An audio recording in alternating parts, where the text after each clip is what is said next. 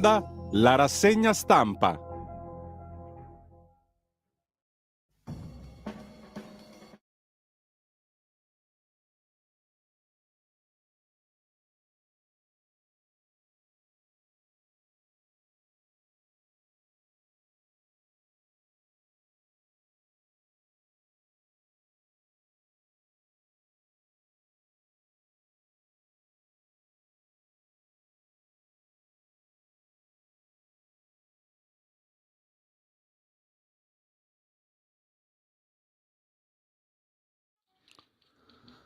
Un cordiale buongiorno a tutte le ascoltatrici e a tutti gli ascoltatori da Giulio Cainarca. Ben trovati all'appuntamento con la rassegna stampa. Sono le 7:31, lunedì 20 marzo e come al solito radiolibertà.net, la pagina Facebook di Radio Libertà, così avete sott'occhio il menù di giornata, il palinsesto quotidiano. Intanto vediamo subito l'agenzia ANSA che apre con le parole del presidente cinese Xi Jinping, il quale oggi va da Putin, niente meno, dopo la condanna del Tribunale Penale Internazionale contro il presidente russo. Nessun paese ha il diritto di dettare l'ordine mondiale, il messaggio che l'ANSA riassume così, lanciato dal presidente cinese.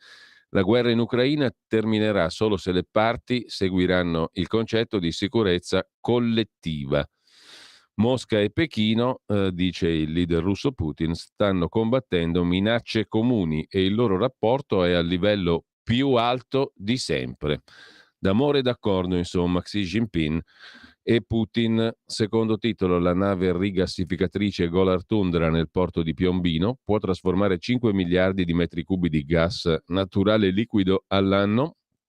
E poi UBS che acquista Credit Suisse per 3 miliardi di franchi svizzeri. L'integrazione rafforza la Svizzera come centro finanziario globale, dice il presidente della banca elvetica UBS, Colm Kelleher.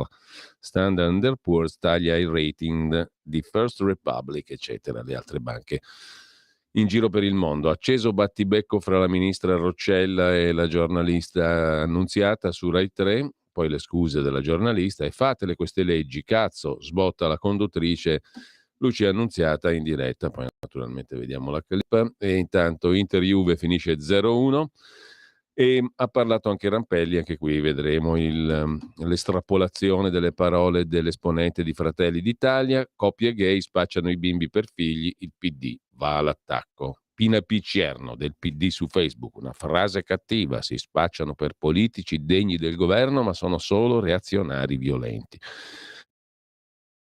Valanga Courmayeur, morta una sciatrice di 25 anni. E poi bimbo italiano in Donbass. I nonni temono un rapimento. La denuncia dei nonni portato dalla madre. Non abbiamo notizie, scrive l'agenzia ANSA in prima pagina. A proposito di bimbi, il congedo dei padri cresciuto del 38% in 10 anni. Le richieste di congedo familiare nel 21 sono state oltre 155.000 da parte degli uomini su 400.000 nascite. Maternità surrogata, a proposito, un mercato di bambini, ha detto la ministra per le pari opportunità e la famiglia Eugenia Roccella nella trasmissione televisiva di Lucia Annunziata, di cui sopra è mercificazione la maternità surrogata, è schiavitù del corpo femminile. Mentre Giorgia Meloni ha detto che i papà sono una ricchezza insostituibile, ha elogiato il papà della propria figlia, il suo compagno. Esplode un falò a Taranto, ci sono feriti, anche bambini, durante l'accensione di un falò abusivo per strada, in occasione del giorno di San Giuseppe, in via Grazia Deledda, ai quartieri Tamburi di Taranto. Landini rieletto segretario della CGIL, distanze da Meloni, siamo pronti allo sciopero. E poi chi è Stormy Daniels, la donna che minaccia Trump, dagli abusi da bambina al palcoscenico mondiale. Potrebbe rendere Donald Trump il primo presidente incriminato della storia americana. Voci sul mio arresto martedì, riprendiamoci il paese, ha detto lo stesso Donald Trump. Riapre a Trieste la spiaggia divisa tra uomini e donne su richiesta dei bagnanti, disposta la riapertura anticipata dello stabilimento balneare noto come Pedocin, l'unica spiaggia in Europa in cui uomini e donne sono divisi da un muro, così l'agenzia ANSA. In prima pagina, 3 anni dal dramma, Bergamo ricorda le vittime Covid, terza giornata nazionale in memoria delle vittime dell'epidemia di coronavirus. Poi Gerry Calà, post ignobili sulla mia salute dopo l'infarto. Non li leggo proprio. L'attore torna sui social dopo l'infarto e l'intervento, scrive l'agenzia ANSA, che lasciamo per andare a vedere la famosa clip figli di coppie gay battibecco Roccella Annunziata con parolaccia, scrive l'agenzia ANSA da parte della giornalista televisiva celeberrima, la già presidente Rai Lucia Annunziata. Non ho capito perché non si sente un tubazzo. Vabbè. Il bello della diretta, io non sento nulla, non so per quale motivo non si senta nulla. L'abbiamo preparata prima apposta, ci riproviamo. No, si sente un tubo. Comunque, vediamo di mettere un pezzettino, ma così verifichiamo sta cosetta, perché uno prepara e poi che succede? Il bello della diretta. Tra un attimo.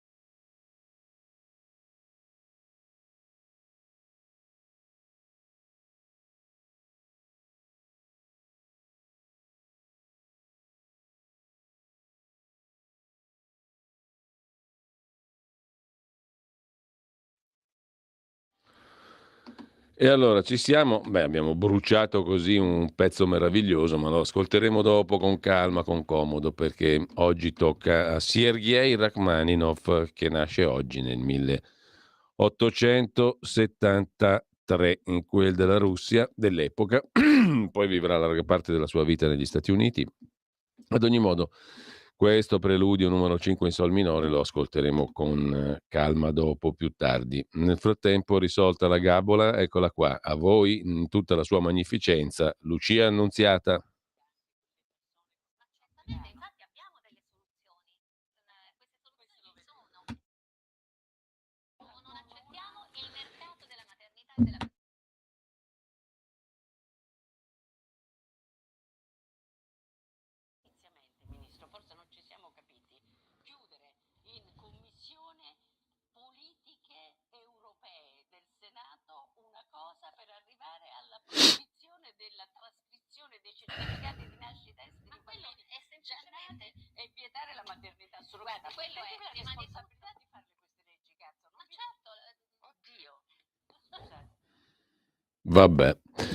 Vabbè, comunque, a proposito di clip audio, anche il vicepresidente della Camera di Fratelli d'Italia, Rampelli, va forte oggi.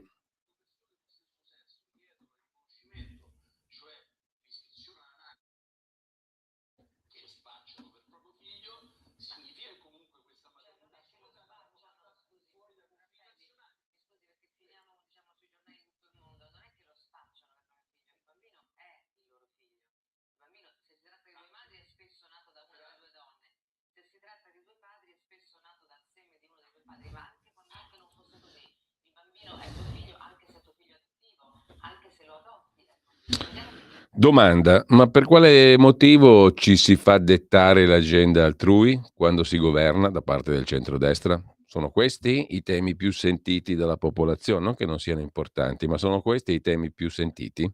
Ci si fa dettare l'agenda altrui, bellamente? In ogni caso, sediamoci senza pregiudizi e ripartiamo dal disegno di legge Zan. A fare questa proposta è Giorgio Mulè, oggi intervistato dal Corriere della Sera, esponente di lungo corso di Forza Italia, vicepresidente della Camera. Ricominciamo dal disegno di legge Zan e lo integriamo in modo da tutelare i figli nati da relazioni precedenti. Vediamo dove arriviamo, ognuno con la sua sensibilità e senza pregiudizi ideologici. Mulè, intervistato oggi appunto dal Corriere della Sera, esprime spesso posizioni autonome, a volte critiche nei confronti degli alleati. Sui diritti propone di ragionare nel merito, scrive il Corriere della Sera. E sempre per argomento parla Stefano Ballock, che è il marito del giornalista Tommaso Cerno, già deputato del PD, poi gruppo misto. Il PD fa propaganda, la destra tutela i gay, dice il marito del giornalista Cerno, che è candidato in Friuli Venezia Giulia con Fratelli d'Italia, e oggi parla con Salvatore Dama su Libero. La sinistra parla tanto di donne, ma la prima premier non è loro.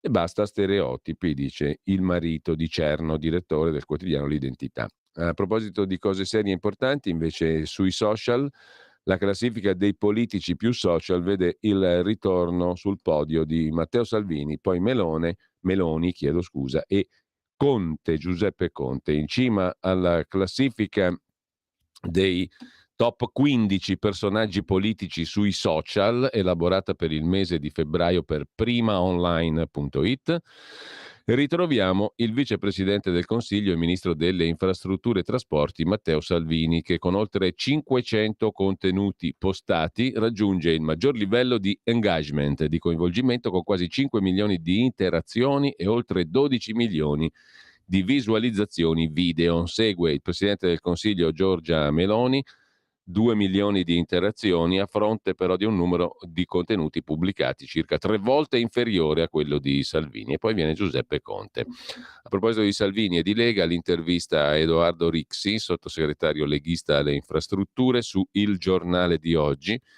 I no, i niet hanno fatto cadere il ponte Morandi, l'Italia sarà in grado di stupire il mondo. Si parla principalmente del ponte sullo stretto di Messina. È centrale per la nostra vocazione mediterranea e avanti anche con il rigassificatore a Piombino.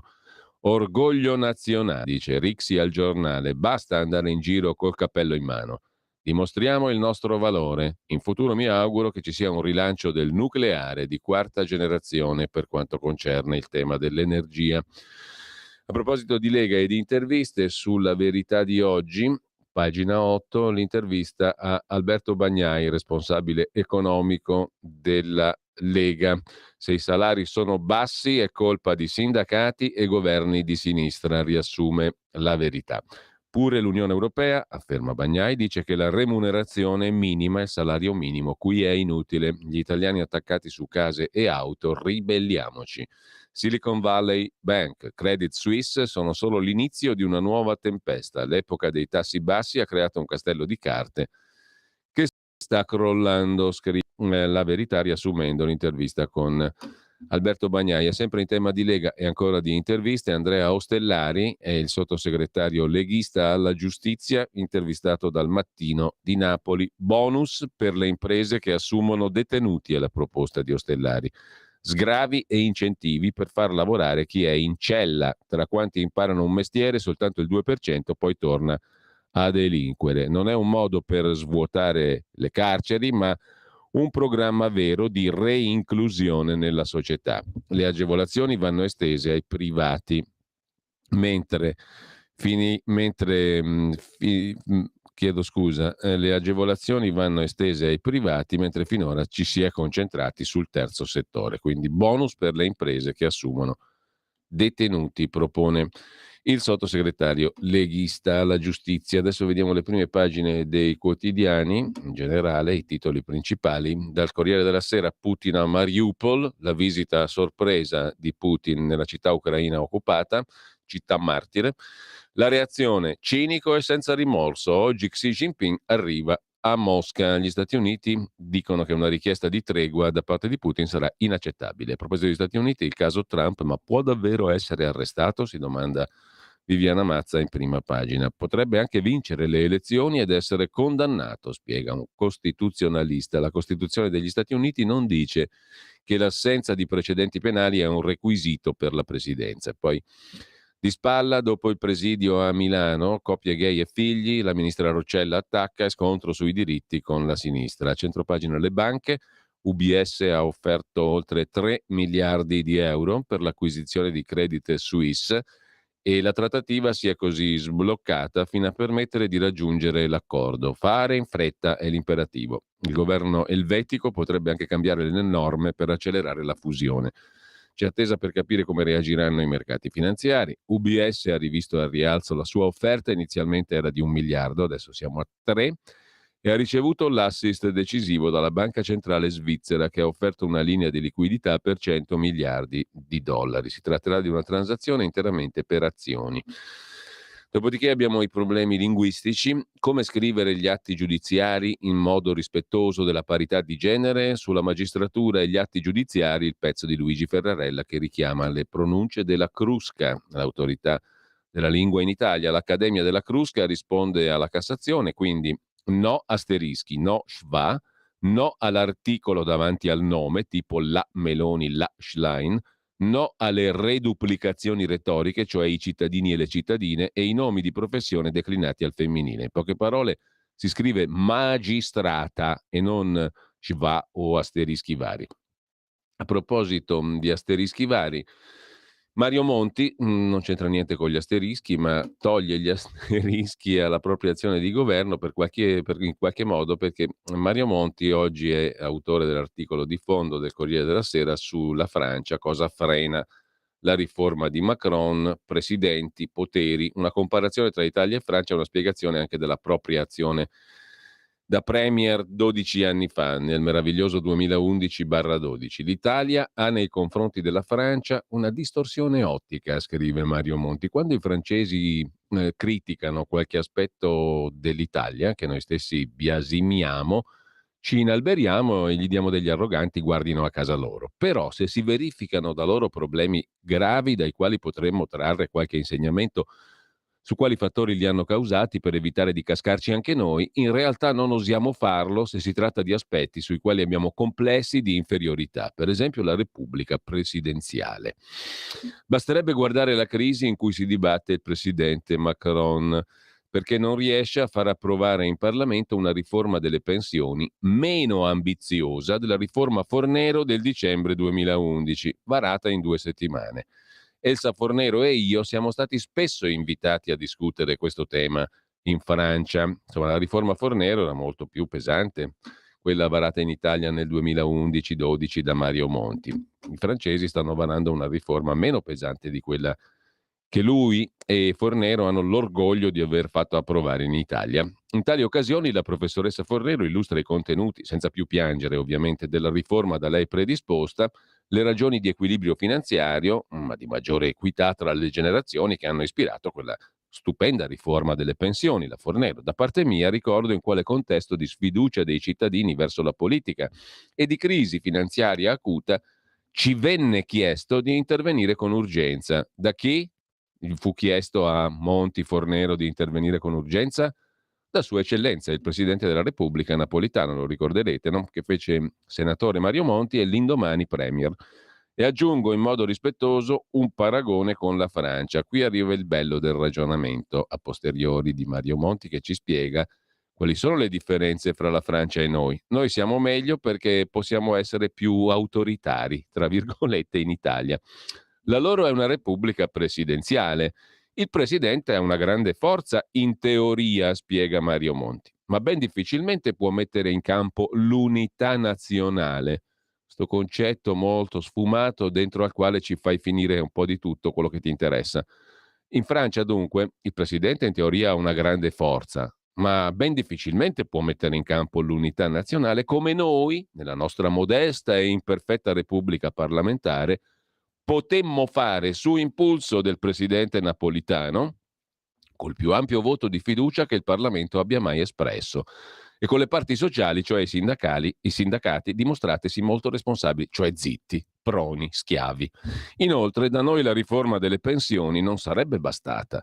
Per agire con equità, per ricostruire la fiducia dei mercati verso l'Italia, varammo in 2 settimane un ampio pacchetto con varie altre riforme, le meravigliose tasse sulla casa per esempio, che gravassero in modo equilibrato sulle diverse parti politiche e sociali. Cioè noi abbiamo fatto strage quando governammo noi, altro che il presidenzialismo. Abbiamo fatto 10 volte quello che sta facendo Macron in Francia, dovendo noi scontentare un po' tutti, scrive Mario Monti, dovendo noi scontentare un po' tutti, tutti naturalmente quelli che non contano, il popolo bue, Lo scontento riguardante le pensioni non ebbe altrettanto spazio nelle prime pagine, cioè siccome bastonammo a destra e a manca non c'erano solo le pensioni. Macron invece ha dovuto concentrarsi solo sulle pensioni, scrive Monti. Ha avuto la fortuna di creare meno infelicità complessiva di noi. Sentite che belle le frasi. Ha avuto Macron la fortuna di creare meno infelicità complessiva di quanta non ne abbiamo creata noi. Il meraviglioso governo Monti, Fornero, eccetera, ma più concentrata su una sola parte. E infine Macron non ha avuto l'aiuto, il terribile aiuto di una crisi finanziaria che stava per portarci al default, cioè il famoso baratro. Anche questa è una bella frase. Macron non ha avuto la fortuna, diciamo, l'aiuto, il terribile aiuto di una crisi finanziaria che stava per portarci al default, che è quello che è successo nel 2011, no? Crolla tutto, attenzione, fate presto, deve arrivare il salvatore della patria, Mario Monti. Ecco, Macron non ha avuto questa fortuna, il terribile aiuto della crisi finanziaria. Sono convinto, scrive ancora Mario Monti, che con il Presidente della Repubblica eletto direttamente dal popolo e capo del governo, l'Italia diventerebbe un paese più conflittuale, meno governabile. Se c'era un motivo in più per aderire al presidenzialismo, ce lo sta fornendo Mario Monti. Più conflittuale perché toglierebbe di scena l'unica figura, il Presidente della Repubblica, eletto dal Parlamento a larga maggioranza, che a prescindere dal suo passato viene riconosciuto da tutte le parti politiche ed esercita un ruolo di moderazione.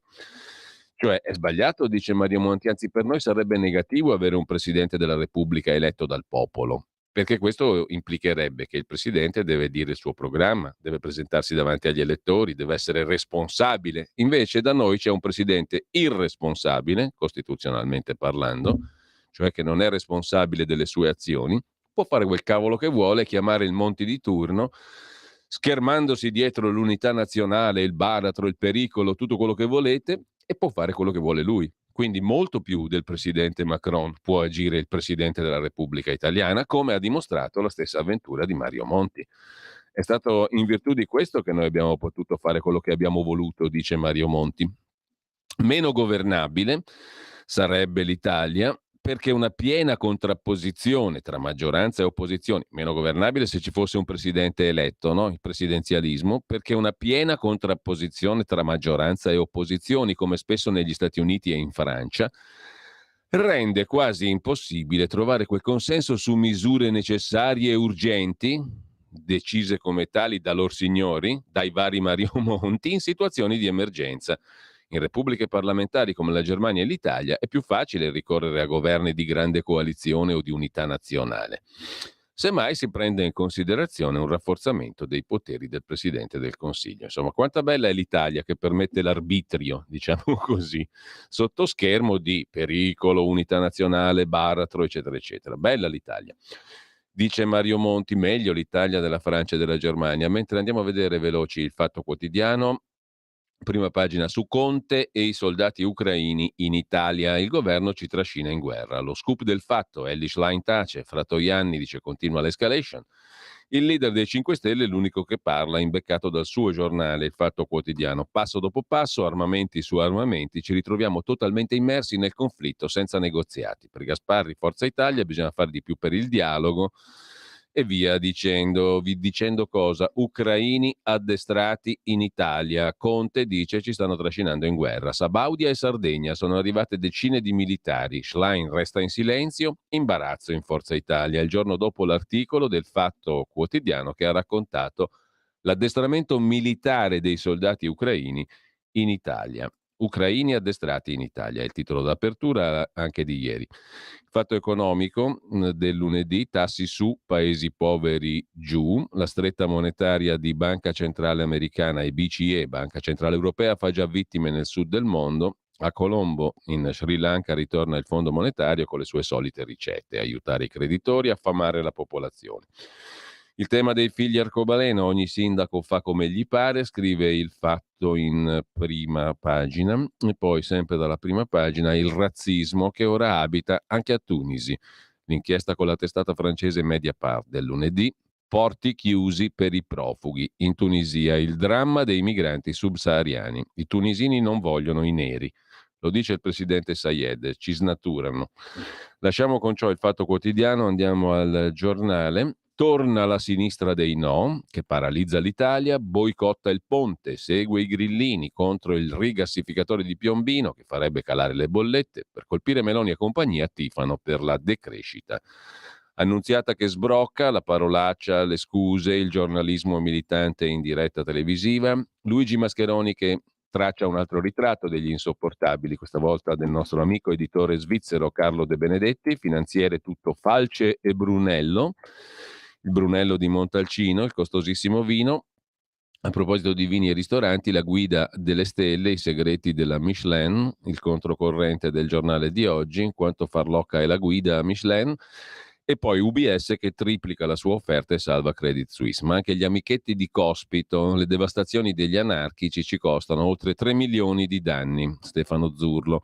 L'ultimo attacco allo Stato ha avuto come bersaglio degli scuolabus. Da mesi gli anarchici devastano le città per solidarietà con Alfredo Cospito, da 3 a 5 milioni di euro di danni. Putin a Mariupol, visita notturna tra misteri e controfigure, si alimenta la diceria del sosia di Putin ogni volta che esce di casa.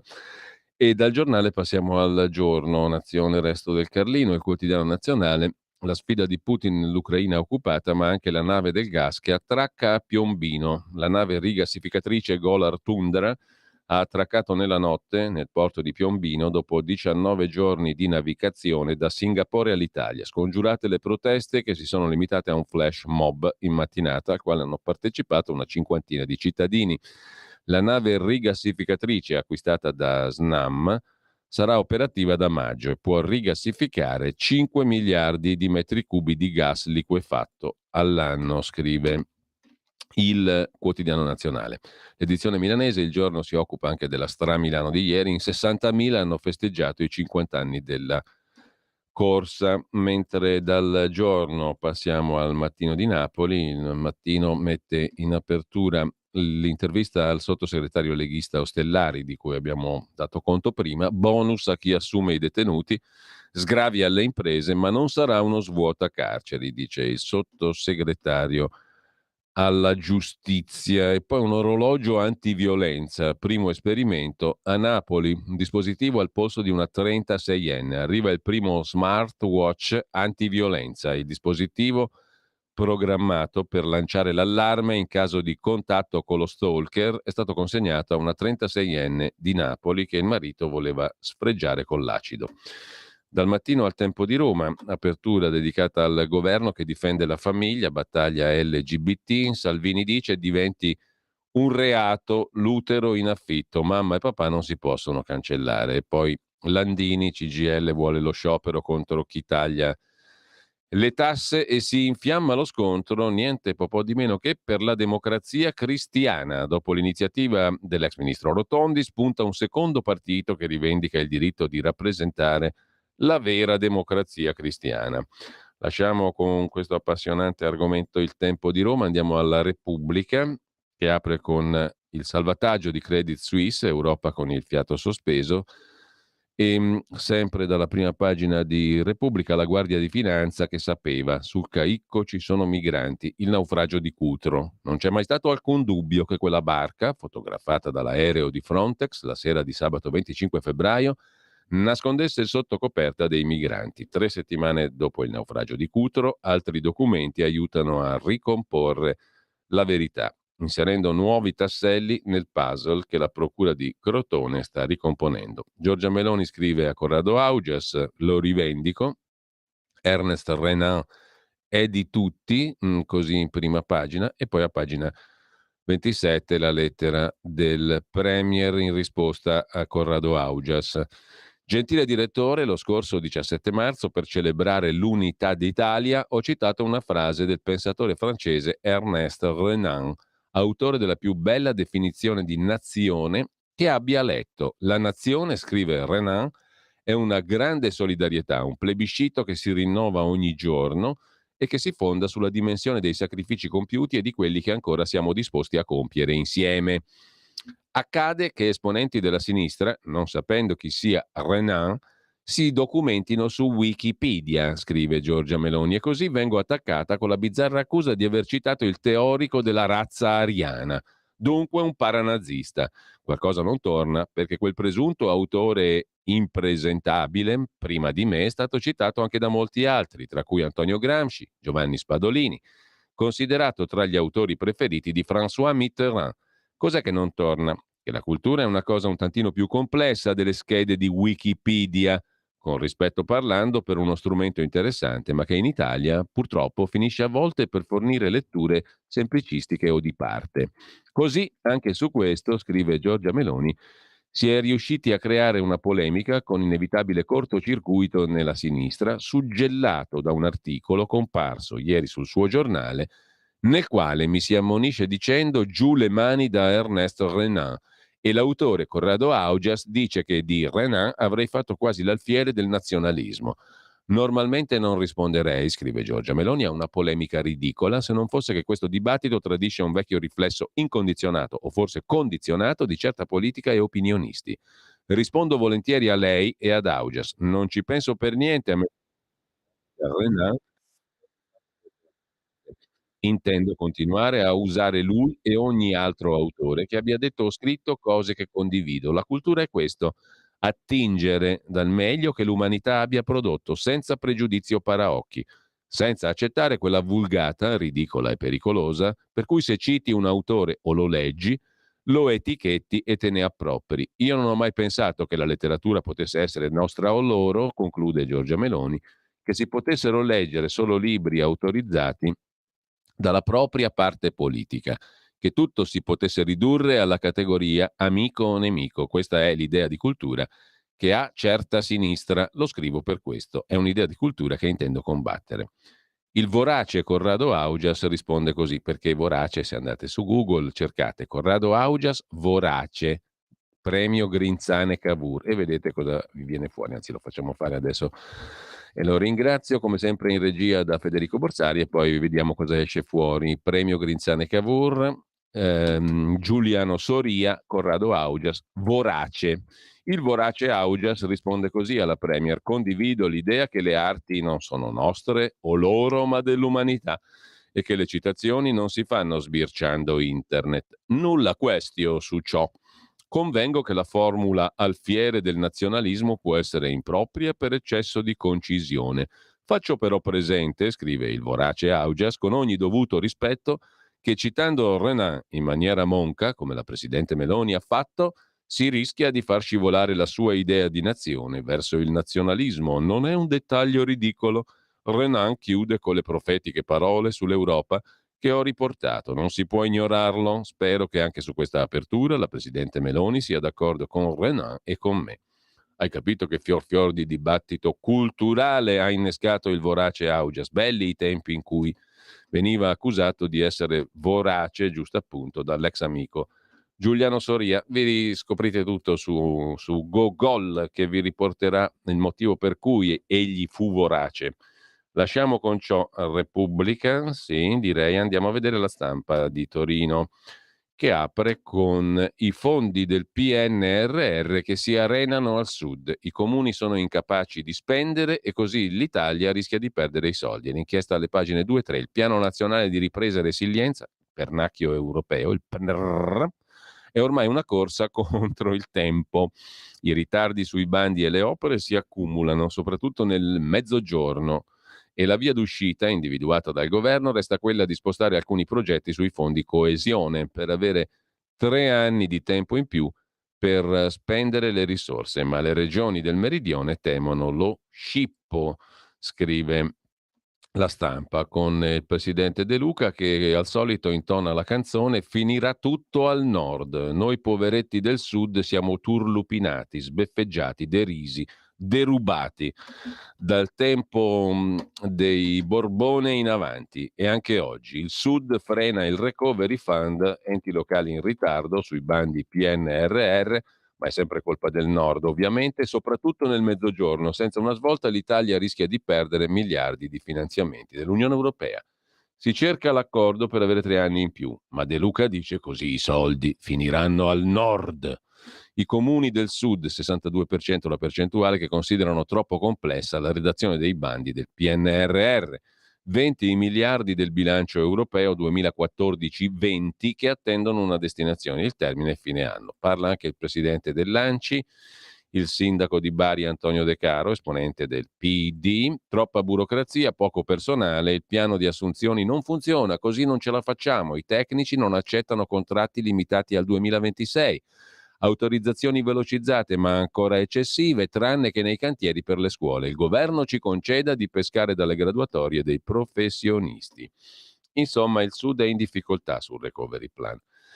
E poi, sempre dalla prima pagina della Stampa, terremoto banche, Credit Suisse a UBS, un accordo da 3 milioni e Christine Lagarde prepara lo scudo europeo, scrive la Stampa. UBS acquista la rivale Credit Suisse per 3 miliardi di franchi svizzeri. La presidente della Banca Centrale Europea, Christine Lagarde, dice che le banche dell'Eurozona hanno una posizione solida e la Banca Centrale è pronta a sostenere il sistema bancario europeo se necessario. Sempre dalla prima pagina della Stampa, poi Rampelli, Roccella, attacco alle coppie gay, spacciano i bambini come se fossero loro figli. E infine, sempre dalla Stampa, in prima pagina, noi donne vittime di abusi violentate anche in tribunale. Le declinazioni degli abusi subiti dalle donne sono molti. Rivelano i dati Istat, in Italia il 31,5% delle donne tra 16 e 70 anni ha subito nella propria vita una qualche forma di violenza fisica o sessuale, anche nei tribunali. Spesso si viene colpite proprio dalle persone di cui ci si fida di più. Con ciò lasciamo la prima pagina della Stampa, da segnalare anche il pezzo di Domenico Quirico sulla grande bugia, 20 anni fa gli Stati Uniti in Iraq senza un perché, anzi l'invasione irachena fu alimentata dalle bugie dette su Saddam e sull'Iraq. Dopo vediamo l'articolo, mentre andiamo a vedere anche la prima pagina della Verità. Ci raccontano balle anche sulla fine della pandemia, i nostalgici del terrore, debitamente fustigati da Francesco Borgonovo. Lasciarsi alle spalle la Covid, perché continua a dire il non lo capisco, ma comunque l'OMS, l'Organizzazione Mondiale della Sanità, ci pensa a lasciarci alle spalle la Covid, ma le virostar si ribellano e inventano minacce inesistenti. Il mensile Le Scienze ammette l'emergenza termina solo quando lo decide la politica, come volevasi dimostrare, scrive da par suo Francesco Borgonovo. Parolacce e altre faziosità, Lucia Annunziata sbrocca in TV a spese nostre, sottolinea Daniele Capezzone, poi Maurizio Belpietro, Landini torna al rosso antico, addio al buon senso, scrive La Verità. In prima pagina la Lagarde segue i suoi amati schemini che ci portano dritti nel burrone, il rialzo dei tassi, e poi ancora dal primo piano della Verità da segnalare 2 pagine dedicate ai vaccini e tutti i conflitti di interesse. Maddalena Loi se ne occupa oggi, molto tempo fa, molti mesi fa, e con molto dettaglio se n'era occupato il nostro collega Maurizio Bolognetti, che ha scritto anche un libro, La settima dose, su questa questione dei conflitti di interesse che oggi rispolvera La Verità a modo suo. Franco Bernabé, intervistato da Fabio Dragoni, pagina 9 della Verità, sul caro energia l'Unione Europea sbaglia, i prezzi aumentano anche perché Bruxelles disincentiva gli investimenti in infrastrutture, dice l'ex numero 1 di Eni e Telecom, oggi a capo dell'ex Ilva, Acciaierie d'Italia. La bolletta dell'ex Ilva, dice Bernabé, è passata da 200 milioni a 1 miliardo e 4, 7 volte in più. A Telecom serve una rete unica e pubblica.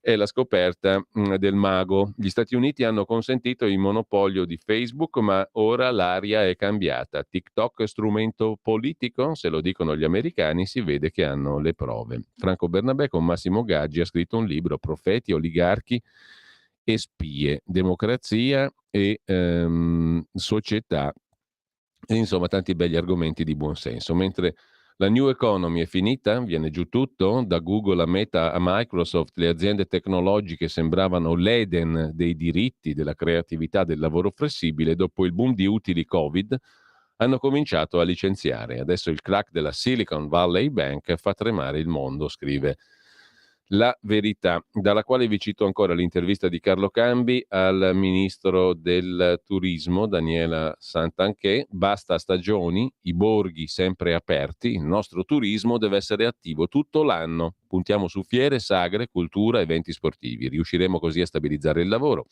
Nel mondo c'è tanta voglia di Italia. Io più sobria, le istituzioni educano. Il Covid ha cambiato la percezione. Chi viaggia chiede percorsi lenti, esperienze rassicuranti e confortanti e noi in questo siamo maestri, noi Italia. A pagina 15 invece Adriano Scianca intervista Alain de Benoist, storico francese, principale animatore di quella che fu la nuova destra, la Nouvelle Droite, etichetta imposta dai media. De Benoist ha scritto libri, articoli e interviste da questo punto di vista della nuova destra. Amo Pasolini e il vostro Sud, i miei antenati italiani, dice l'intellettuale di destra francese che si confessa ho rimpianti e non rimorsi. Libération mi dà del vecchio razzista di estrema destra, ha azzeccato soltanto vecchio. L'ideologia woke vuole una mutazione antropologica, ma se diventa estremista è perché sa di avere i giorni contati. Con questa intervista e anche con un'altra intervista di Giulia Cazzaniga, a dir la verità, a un frate teologo francescano, padre Paolo Benanti, francescano, docente e teologo, esperto di nuove tecnologie. Se regna l'algoritmo, la democrazia è messa in pericolo, dice il teologo esperto di intelligenza artificiale. Inquietanti gli ultimi sviluppi, i robot potrebbero voler essere autonomi. Per farci vaccinare un programma ha scelto l'ordine delle iniezioni. Mi chiedo, sono stati rispettati i principi di base della nostra Costituzione? L'intervista al frate teologo esperto di intelligenza artificiale sulla Verità di oggi, che lasciamo per andare a vedere adesso anche la prima pagina di Libero. Un attimo soltanto, ho fatto un po' di casino, ma ci torniamo sopra subito. Ecco qua, andiamo a vedere anche Libero, dicevo, tra le prime pagine di oggi, il quotidiano diretto da Alessandro Sallusti apre con Lucia Annunziata e la sua performance di cui abbiamo dato conto prima, che abbiamo ascoltato prima, l'utero in affitto, l'Annunziata perde la testa, la giornalista Rai si crede ancora sul palco della CGIL e aggredisce in diretta TV il ministro. Beh, va detto anche che questo modo di fare in effetti è indicativo alla lunga di come sono combinati questi qui, che sono abituati a stare lì e a considerare casa loro la Rai, il potere, comandano sempre loro. Poi c'è un ministro che poi è una ministra anche molto gentile, molto cortese, fin troppo controllata come Eugenia Roccella, gentile, cortese, educata, per bene, gli dai sopra, ti incazzi, cioè una roba incredibile. A parti inverse, se fosse stato un giornalista di destra gli avrebbero fatto un paiolo così. Comunque, la giornalista Rai si crede ancora sul palco CGIL e aggredisce in diretta TV il ministro Roccella.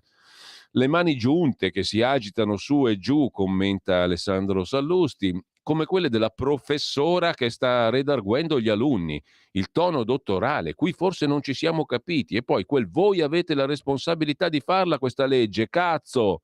E Lucia Annunziata ha detto proprio così, cazzo, rimproverando durante la sua trasmissione, mezz'ora in più, niente meno che un ministro della Repubblica, che però la dice lunga veramente, come se fossi a casa tua, cioè io a casa mia mi lascio andare, no? Sono in diretta televisiva su una rete Rai e faccio, è casa mia, fondamentalmente è casa mia. La paghiamo tutti noi, anche quelli che la pensano all'opposto della signora Annunziata, ma è casa sua. Rimproverando duramente la sua trasmissione mezz'ora in più, durante la trasmissione mezz'ora in più, niente di meno che un ministro della Repubblica. La ministra della Famiglia, Natalità e Pari Opportunità è Eugenia Maria Roccella, che con un sorriso le ha replicato: vedo che lei si coinvolge. È proprio così, scrive Sallusti. Abbiamo i conduttori del servizio pubblico pagati, nel caso assai bene, non per fare domande, ma per essere coinvolti nel dibattito politico. In questo caso la discussione è in corso sui modi del riconoscimento anagrafico dei figli di coppie omosessuali. Un tema delicato perché se non maneggiato con cura può diventare il grimaldello per il riconoscimento di fatto della pratica dell'utero in affitto, fortemente osteggiata dalla maggioranza di centrodestra in quanto disumana e umiliante per le donne ridotte a incubatrici di figli altrui. Al Grande Fratello, in reality che passa a torto o a ragione per essere il più trash della TV, se un concorrente dice una parolaccia viene espulso dalla casa comune. In Rai no. se il conduttore è di sinistra, scrive Alessandro Sallusti, e l'ospite è un ministro di destra. Basta un ipocrita miscuso, sussurrato a mezza voce, e la questione finisce lì. Che poi il problema non è la parolaccia in sé, ma il tono inquisitorio e l'arroganza culturale che Lucia Annunziata ben rappresenta, come se il ministro non andasse interpellato, bensì inquisito e rieducato. Propaganda. Non c'è altro termine per definire questo tipo di informazione fatta di giudizi e pregiudizi. La stessa propaganda che nelle scorse ore ha elevato a eroina delle battaglie per i diritti delle donne Francesca Pascale, arruolata addirittura da Elly Schlein, che con lei si è fatta immortalare in fotoricordo della manifestazione di Milano a favore della maternità surrogata. Diritti, certo, conquistati non col sudore e la lotta di classe, ma con i tanti milioni della buonuscita ottenuta dal suo ex compagno Silvio Berlusconi. E poi dicono loro che essere donna non comporta alcun vantaggio. Sarà. Diciamo che non è sempre così, scrive Alessandro Sallusti in prima pagina su Libero. Tra le altre questioni è stato Putin a rendere imbelle l'Armata Rossa, dice il tatuatore e scrittore Nikolai Lilin, che da un po' collabora con il quotidiano Libero, una collaborazione assai interessante, Lilin e la Wagner.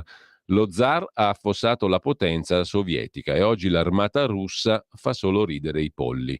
Il presidente Putin, esponente del KGB, servizio segreto sovietico, non si è mai fidato delle forze armate. Già dalla seconda guerra cecena ha preferito i gruppi d'élite. Oggi paga la sua scelta, sostiene Nikolai Lilin. Mosca non ha una NATO. La verità è che oggi al mondo non esistono eserciti in grado di affrontare una guerra su larga scala. Per poterlo fare i paesi devono unirsi in alleanze come hanno fatto gli Stati Uniti, ma la Russia non ce l'ha una sua NATO. E Putin ha la diffidenza della spia, non si è mai fidato dei militari, ricordando con quale facilità i loro vertici si sono piegati di fronte alle forze che avevano distrutto l'Unione Sovietica. Obbedienti e ignoranti. Putin ha preferito persone così, totalmente estranee all'ambiente militare, ma obbedienti a lui. Al Ministero della Difesa sono stati messi personaggi come Serdyukov o Shoigu, totalmente ignoranti di cose militari, scrive Nikolai Lilin.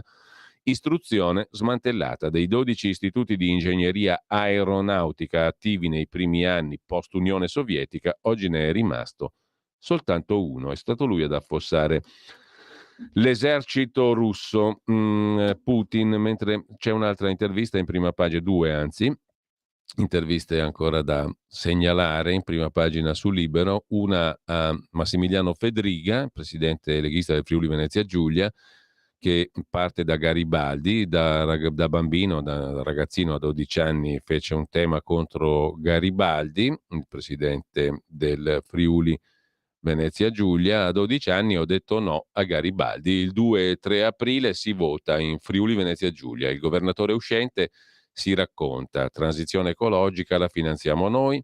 A Verona tra i palazzoni giocavamo a pallone, comunisti contro democristiani, io volevo bene alla nonna e militavo nella DC. Mi sono iscritto alla Lega a 15 anni col permesso dei miei genitori, folgorato dal carisma di Bossi. L'altra intervista a Franco Prodi, fratello del più celebre Romano Prodi, che è un fisico, Franco Prodi, che è molto scettico sulle teorie del riscaldamento globale. La siccità non dipende dal clima, la politica dell'ambiente è in mano a incompetenti, l'Europa si è bevuta il cervello, ascolta Greta Thunberg e ignora la vera scienza. Sono uno scienziato, con l'unico libero docente di meteorologia, sono l'unico libero docente di meteorologia in Italia e il più autorevole studioso delle nubi del paese. Sono anche un perdente professionale nelle mie battaglie in difesa della scienza, dice con una certa dose di simpatica autoironia il fratello di Romano Prodi, Franco Prodi, in questa lunga intervista su Libero. Il surriscaldamento del pianeta è una manovra di distrazione, il vero problema è l'inquinamento e l'Europa si è bevuta il cervello, che è detto da un Prodi, per quanto fisico, che non c'entra nulla con Romano, però fa comunque impressione. Mio fratello Romano mi ha spiegato che la politica attua il principio di prevenzione, non fa mai nulla che la possa mettere in difficoltà con l'opinione pubblica. Le conferenze sul clima, le COP sull'ambiente non hanno nulla di scientifico, sono riunioni con uno spartito prefissato a cui tutti prestano assenso acritico. E dopo non accade mai niente. L'Europa produce l'8% delle emissioni totali e si illude di salvare il mondo con il buon esempio. Per questo ha deciso di autoimporsi politiche suicide, dice Franco Prodi, intervistato da Pietro Senaldi oggi su Libero. È una chiacchierata molto interessante, in virtù soprattutto, direi, del carattere dell'intervistato, il quale parla, come si dice, fuori dai denti e senza temere ormai nulla, visto che ormai ha una sua bella età e un curriculum scientifico più che solido. Intanto, sempre da Libero, torniamo in prima pagina. Vi segnalo anche, per chiudere, un altro articolo sulla questione dell'ambiente, Michele Zaccardi, follia ecologista europea, quanto ci costa il Green Deal? 120 miliardi all'anno, poi lo vediamo. E a chiudere Vittorio Feltri che si occupa di difendere i piccioni. Sono odiati ma sono più tolleranti di noi, ci insegnano molte cose questi nobili uccelli. Forse perché è tanto detestato, a me risulta particolarmente agevole nutrire simpatia nei confronti del piccione, quello comune, che abita i parchi e le piazze delle città. C'è chi lo trova repellente, chi lo ritiene portatore di temibili malattie, scrive Vittorio Feltri, chi lo paragona al topo di fogna, chi gradirebbe sterminarne la specie. Eppure il pennuto in questione è del tutto innocuo, non farebbe mai del male nemmeno a una mosca, figuriamoci all'essere umano, al quale sembra immeritatamente affezionato, tanto da viverci a stretto contatto. C'è anche la foto di Vittorio Feltri seduto ai tavolini di un bar del quartiere Brera di Milano con uno dei piccioni che ormai incontra regolarmente. Non sono stati né gli ovini né i suini le prime bestie allevate dall'uomo, bensì proprio questi uccelli, i piccioni, che nel corso dei millenni sono stati i nostri collaboratori in faccende d'amore, d'odio, ossia di guerra. Basti pensare ai cosiddetti piccioni viaggiatori, formidabili postini, efficientissimi corrieri. Li abbiamo adoperati, sfruttati, fatti riprodurre, mangiati e ora che non ci servono più, ci appaiono inutili e fastidiosi e li maltrattiamo. A Bergamo stanno per essere sfrattati dalla Rocca di Romano, in quanto portano sporcizia, rendendo il camminamento sulle mura indecente. Questa operazione di sgombero costa 50.000 euro. Non liberiamo gli edifici da occupanti abusivi, scrive Feltri, ma spendiamo decine di migliaia di euro per allontanare famiglie di volatili che dimorano in perfetto accordo con l'habitat circostante. La difesa del piccione prosegue a pagina 14 di Libero. Con ciò lasciamo la prima pagina di Libero e andiamo a vedere anche la prima pagina, adesso ci arriviamo, del quotidiano del nostro amico svizzero Carlo De Benedetti, il Domani. Ecco quelli che Schlein deve cacciare per cambiare il PD, è il suggerimento che dà Nello Trocchia sul quotidiano edito dal pagatore di tasse in Svizzera, auspicatore di tasse in Italia. Le ultime primarie hanno confermato che il PD è ancora infestato, è il simpatico verbo, dai professionisti del voto clientelare. La segretaria avrà il coraggio di affrontarli? Si domanda l'editore svizzero Carlo De Benedetti, mentre il quotidiano di Confindustria, il 24 ore del lunedì, apre con la riforma fiscale. Pane, latte, energia, sanità, via al risico delle aliquote IVA. Oggi l'imposta IVA va dal 4 al 22%. Il governo pensa di rivedere i panieri dei beni, spunta l'aliquota zero per i prodotti essenziali, l'incognita è quella dei costi. Ma poi c'è un altro tema, il lavoro extracomunitario, click day semplificato il 27 marzo. Alla prova le disposizioni per agevolare le assunzioni. Si va verso un altro decreto flussi. Il click day è fissato per il prossimo 27 marzo. Per che cosa? Per far entrare lavoratori extracomunitari in Italia e beneficerà di alcune semplificazioni introdotte dal decreto appena entrato in vigore e di altre che erano già state previste dal governo Draghi. Il click day, clicca che t'arriva l'immigrato, il lavoratore, è legato al decreto flussi 2022 che riserva 82.705 posti a lavoratori stagionali e subordinati non stagionali. I datori di lavoro agricoli potranno contare su un meccanismo di scorrimento in base al quale le richieste non accolte saranno esaminate prioritariamente nell'ambito dei successivi decreti flussi, senza far di nuovo domanda. Infatti, nelle settimane successive al click day del 27 marzo, cioè in aprile, dovrebbe arrivare un nuovo decreto flussi con quote di ingressi di immigrati aggiuntive. Tra le altre agevolazioni, la possibilità per i lavoratori extra Unione Europea di poter essere impiegati subito dopo aver ottenuto il nulla osta, senza aspettare la firma del contratto di soggiorno. Il rilascio del nulla osta deve avvenire in 30 giorni, quello del visto in 20 giorni. Immigrati, risorsa per l'economia, prosegue il Sole 24 Ore facendo affidamento a un'indagine di Noto Sondaggi, ma no a quote di ingresso più alte. Circa metà degli italiani pensa che gli immigrati siano una risorsa positiva per l'economia. 2/3 ritengono il lavoro svolto da loro in alcuni settori molto importanti, ma i nuovi arrivi spaventano. La maggioranza pensa che i decreti flussi non vadano incrementati, anche rispetto al calo demografico. Il 54% degli intervistati ritiene che l'aumento degli arrivi di immigrati porti più rischi che benefici. 48% è la percentuale di intervistati da Noto Sondaggi convinta che la presenza di immigrati sia un vantaggio per l'economia nazionale. Il lavoro degli stranieri è ritenuto importante in edilizia, 70%, agricoltura, 74%, servizi alla persona, 69%, industria, 63%. Il 53% del campione intervistato è favorevole alla cittadinanza per i bambini nati in Italia. Così sul Sole 24 Ore, che poi si occupa anche di servizi idrici, bolletta dell'acqua più cara al sud, ma le prestazioni sono inferiori, scrive il quotidiano di Confindustria. Mentre Italia Oggi 7, diretta ottimamente da Marino Longoni, che è una voce che conoscete benissimo qui a Radio Libertà, ma apre stamani con lo stop alle false recensioni. La riforma del codice del consumo, che prevede anche trasparenza sulle pubblicità nelle ricerche online e un confronto dei prezzi prima e dopo la riduzione, cioè i famosi saldi. Detto questo, andiamo a vedere adesso alcuni degli articoli selezionati per la giornata di oggi. Peraltro, scusate, ma oggi dobbiamo rendere omaggio musicale e ringrazio Federico Borsari in regia che cura anche la parte del calendario musicale. Dobbiamo rendere omaggio a Sergei Rachmaninov. Fatevi una bella ricerca anche voi su YouTube o dove volete, su Spotify, quello che vi pare. Nacque nacque oggi, 28, no, chiedo scusa, 20, 20 marzo, ci stiamo incasinando.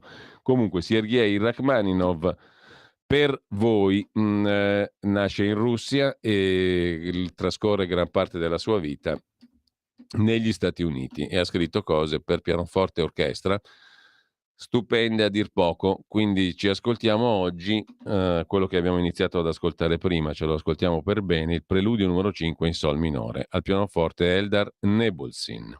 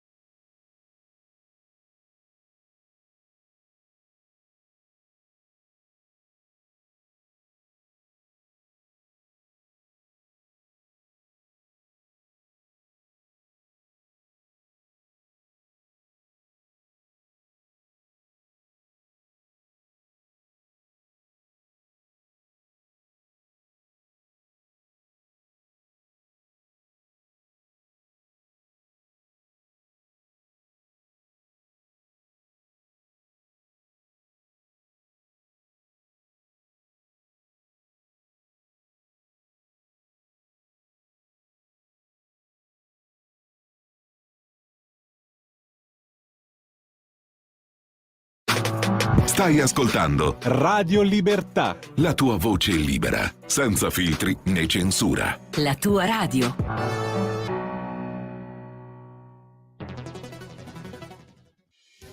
Quotidiano di Sicilia, il quotidiano d'Italia, l'informazione che ribalta i luoghi comuni, una vera visione dei fatti, l'Italia vista da sud. Ogni siciliano che vive in Italia e nel mondo è una risorsa, è protagonista della crescita della nostra nazione. Dai forza alla crescita della nostra isola, abbonandoti al QDS digitale più archivio a soli 99 euro annui. Quotidiano di Sicilia, il quotidiano d'Italia, una scelta di valore.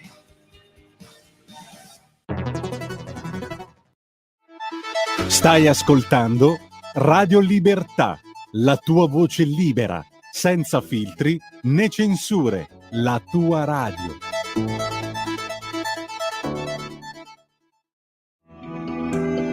Il meteo.it presenta le previsioni del giorno. Anticiclone di nuovo protagonista sull'Italia a garanzia di un tempo stabile e prevalentemente soleggiato. Al mattino nuvolosità irregolare o cieli a tratti anche coperti, soprattutto sulla Romagna, sulle regioni del centro e nelle aree tra le due isole maggiori. Qui possibile qualche isolato piovasco sulla Sardegna. Tempo invece in genere buono altrove con spazi di sereno. Nel pomeriggio non sono attese variazioni particolarmente degne di nota. Temperature sostanzialmente stazionarie. Per ora è tutto da ilmeteo.it, dove il fa la differenza. Dettagli maggiori nella nostra app. Una buona giornata da Alessandra Tropiano. Avete ascoltato le previsioni del giorno. Torniamo allora alla rassegna stampa di oggi e ad alcuni degli articoli che credo valga la pena di leggere un pochino più approfonditamente. Partiamo da Atlantico Quotidiano, laddove Umberto Camillo Iacoviello pone il tema non delle discussioni così astratte e teoriche, ma della sostanza, per così dire, di un paese. Italia a rischio tribalizzazione, pezzi di territorio sono controllati da immigrati armati. Da nord a sud, zone, quartieri o intere città sotto il controllo di bande armate di immigrati e le mafie africane stanno scalzando quelle locali. Nell'estate del 2017 la stampa britannica lanciò un allarme sulla tribalizzazione del territorio italiano. Da un articolo del Times leggiamo che gruppi di migranti nigeriani che in un primo momento collaboravano con le mafie per lo sfruttamento della prostituzione e del traffico delle droghe stanno organizzando bande paramilitari per controllare il territorio italiano. In sostanza la tribalizzazione consisterebbe nella conquista di zone più o meno vaste dell'Italia da parte di bande armate di immigrati. In questi territori lo Stato non sarebbe più sovrano e i cittadini italiani non più al sicuro. Questo fenomeno lo conoscono i cittadini di Castelvolturno, parte da lì il pezzo di Iacoviello. In questo comune ci sono più immigrati che italiani. I castellani sono 27.838, gli immigrati 35.000, di cui almeno 15.000 irregolari. A riferirlo 2 anni fa l'allora ministro dell'Interno Lamorgese, che parlava di rimpatri mai effettuati.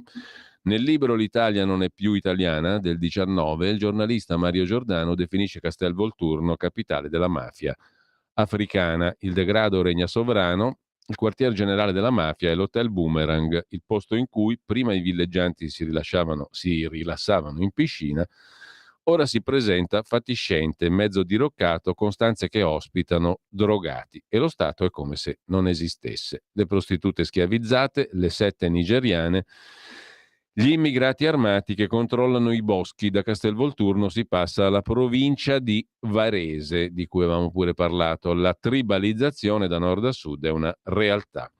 A proposito di migranti, invece, anche in Tunisia si affronta il problema secondo un'ottica razzista. Il razzismo di ritorno, scrive il Fatto Quotidiano insieme al reportage della testata Mediapart del lunedì in collaborazione col Fatto Quotidiano. Ai migranti neri in Tunisia resta solo l'Europa perché Tunisi non li vuole.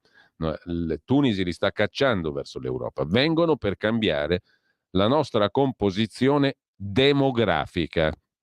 Dopo le dichiarazioni del presidente tunisino di questo tenore, cioè gli immigrati neri vengono per cambiare la composizione demografica della Tunisia. Dopo queste dichiarazioni del presidente tunisino Sayed, il clima si è fatto pesante per gli immigrati subsahariani.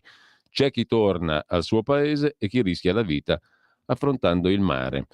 Nel 2010 le proteste sociali diedero il via alla primavera araba che chiedeva più diritti e più democrazia. Adesso la Tunisia ha fatto un bel passo indietro, scrive il Fatto insieme a Mediapart. Chris, un profugo, dice: abbiamo capito che non c'è più posto per noi, ora molti vogliono attraversare il Mediterraneo. E intanto, a proposito invece di controllo del territorio, i napoletani hanno scatenato una vera e propria guerriglia urbana. È il GIP di Napoli, Leda Rossetti, a riscrivere, ne dà conto il Corriere, riprende Dagospia, e il GIP che ha riscritto la storia del caos di mercoledì scorso a Napoli. I tifosi tedeschi dell'Eintracht Francoforte marciavano come un esercito per le strade, ma sono stati i napoletani, circa 200, ad accendere la scintilla degli scontri. Hanno lanciato pietre, bottiglie, bombe carta, sedie, mazze e tavolini, convalidato il fermo di 2 ultras. I tifosi dell'Eintracht sono stati, per così dire, scatenati, o meglio, sono stati come dire, indotti, diciamo così, a rispondere dall'aggressione dei napoletani. Sono stati i napoletani ad accendere la scintilla degli scontri. Mentre, a proposito di Unità d'Italia, questa sarebbe Italia, un bambino è stato escluso da una scuola di Bolzano perché non sapeva il tedesco, riprende da lastampa.it, sempre Dagospia di stamani. Un bambino escluso da scuola a Bolzano perché non sa il tedesco. Il caso scatena una polemica politica. Il capogruppo di Fratelli d'Italia in Commissione Affari Istituzionali, Alessandro Urzi, si è incazzato: decisione in contrasto coi principi costituzionali. Mi sono rivolto al ministro per l'istruzione Valditara, dice il deputato di Fratelli d'Italia. Sulla questione del Sud che frena il recovery plan, il piano nazionale di ripresa e di resilienza, è ormai una corsa contro il tempo, scrive La Stampa in primo piano oggi. Prima pagina e le prime 2 pagine, 2 e 3. I ritardi sui bandi e le opere si accumulano soprattutto nel mezzogiorno e la via d'uscita individuata dal governo resta quella di spostare alcuni progetti sui fondi di coesione per avere 3 anni di tempo in più per spendere le risorse. Ma le regioni del meridione temono che i loro programmi vengano scippati a vantaggio di quelli nazionali. Il governatore della Campania De Luca da giorni sta accusando il ministro Raffaele Fitto di voler prendere tutti i soldi del Sud e spalmarli sul piano nazionale, con la scusa che noi non riusciamo a spenderli, pagando così i costi energetici del Nord. Il Mezzogiorno non deve fare i conti solo con la incapacità di investire competenze nelle proprie amministrazioni. Secondo uno studio Svimez, il 62% dei comuni del Sud ha giudicato complessa la partecipazione ai bandi del PNRR e le opere che procedono a rilento sono quelle fino a 1 milione di euro. Il ragioniere generale dello Stato, Biagio Mazzotta, ha comunicato l'altro giorno che sono 164.000 i progetti presentati per il PNRR, di cui 62.000 al Sud. Solo un terzo ha ricevuto la necessaria validazione. A proposito di Nord e Sud, sulla Stampa ancora c'è un caso sollevato da Nicolò Zancan: le mani sulle Langhe. Di che si tratta? Delle vigne protette anche dall'UNESCO di Barolo e Barbaresco. Sono prese d'assalto da fondi stranieri e da miliardari che puntano sul vino. L'allarme degli storici produttori: è difficile opporsi al cambiamento, ma rischiamo di perdere la nostra anima. La foto di un tipico paesaggio langarolo: i vitigni più pregiati delle Langhe sono contesi da investitori esteri che possono pagare qualsiasi cifra pur di riuscire ad accaparrarseli. Il presidente del consorzio del Barolo, Matteo Ascheri, ha detto: le Langhe sono come la barriera corallina, un ecosistema bellissimo che una volta distrutto non si può ricostruire. Il patron del Parma Calcio ha comprato 2 cantine storiche per 60 milioni di euro. Era la terra della malora, terra povera per dirla con Beppe Fenoglio, la malora appunto, terra di partigiani, di fascine, di forconi, di gorghi, di miseria. È diventata il lusso da possedere, un investimento, un lascito per i figli degli azionisti. È come se sulle Langhe fosse appeso un gigantesco cartello for sale, in vendita. Quello che stiamo rischiando è di perdere per sempre le nostre radici, la nostra anima, dice Matteo Ascheri, presidente del consorzio del Barolo, il quale arriva dal mondo del vino, ma l'allarme è una storia sulla bellezza e sull'unicità di questo territorio. Sta succedendo anche qui, dice Ascheri, quello che è già successo in molti centri storici delle città italiane. Si presentano fondi di investimento internazionali che sanno nulla di quel posto e della sua storia, ma hanno denaro.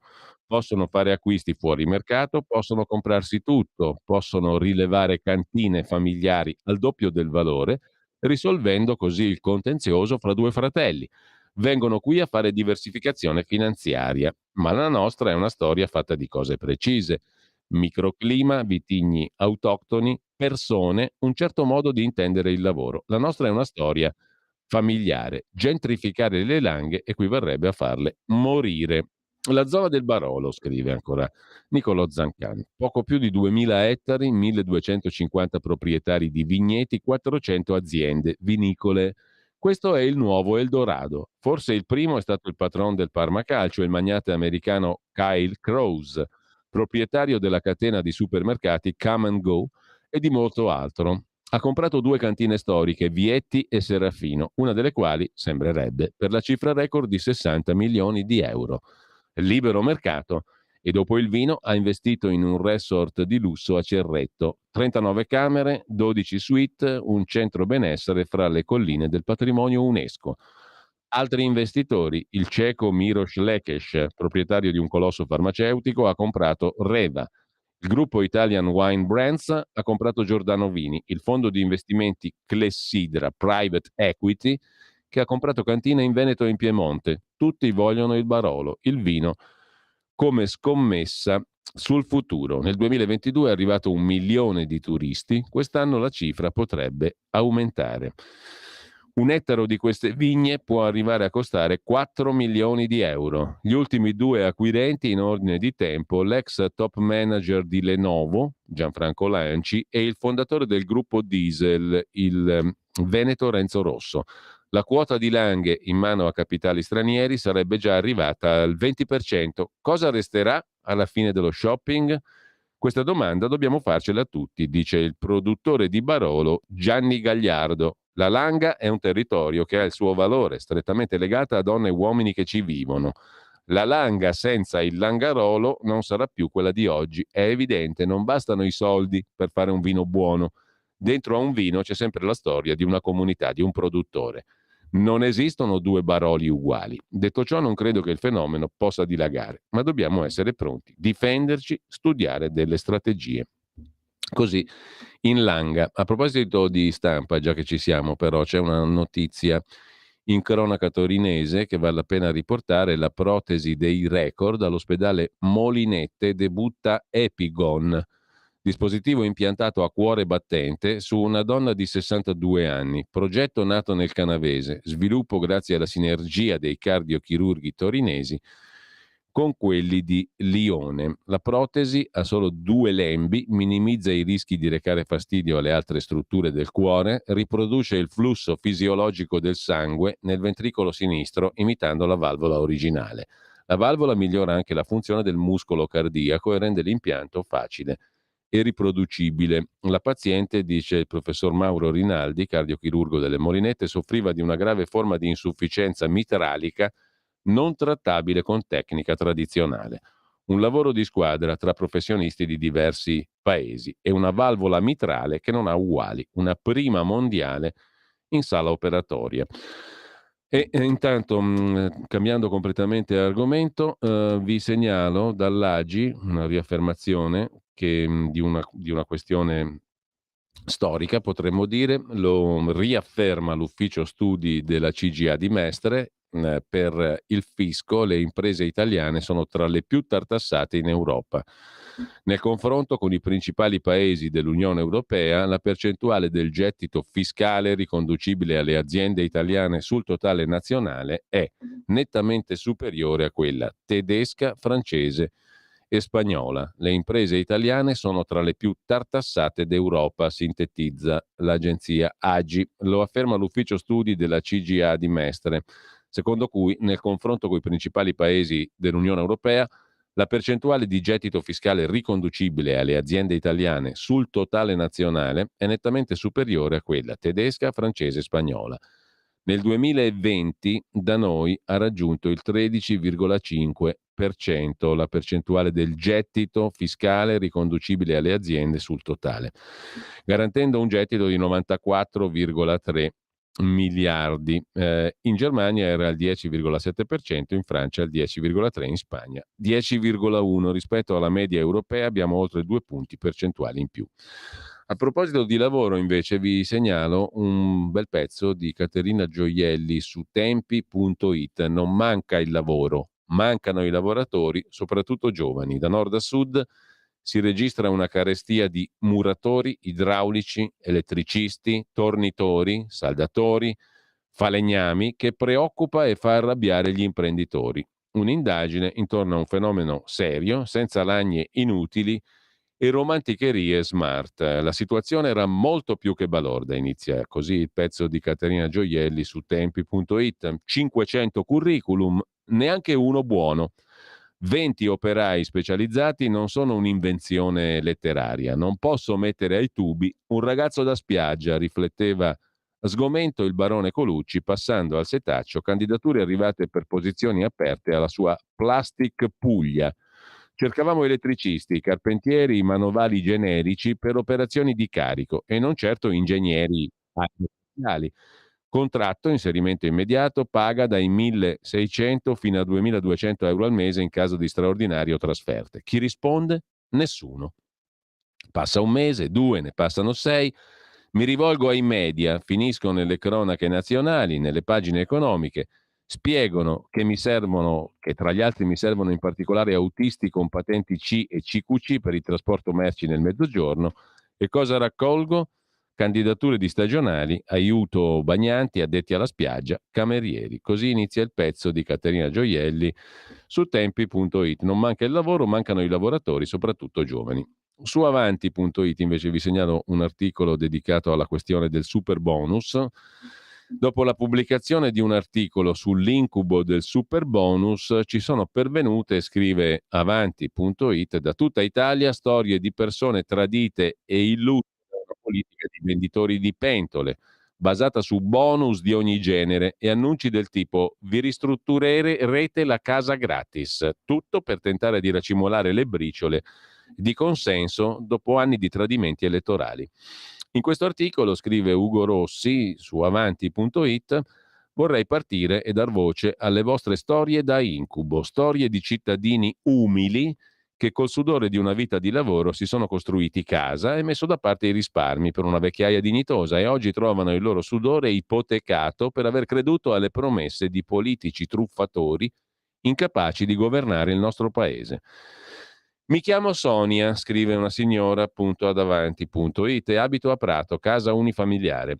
Anche per noi, come per tante famiglie, è iniziata la storia infinita, da quando il 13 aprile 2022 ho firmato il contratto di cessione del mio credito con l'allora Banca Carige, ora BPER, Banca Popolare Emilia Romagna, che si avvale della collaborazione con la piattaforma Eaglewise PricewaterhouseCoopers per il controllo documentale e l'evasione della pratica. Con quella piattaforma è stato un delirio e lo è tuttora.